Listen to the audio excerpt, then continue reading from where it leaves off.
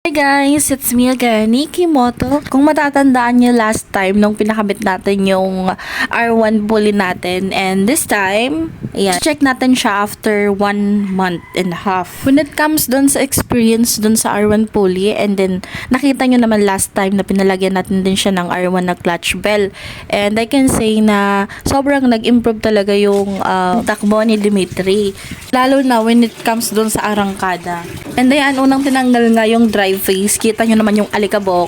Yung panahon dito, uulan, iinit, kaya hindi maiiwasan talagang maalikabok. Isa din sa napansin ko sa kanya, kasi dati, bago pa man ma-upgrade yung CVT set ni Dimitri, ramdam ko yung parang may kapo sa kanya, yung kinakapo siya pag minsan.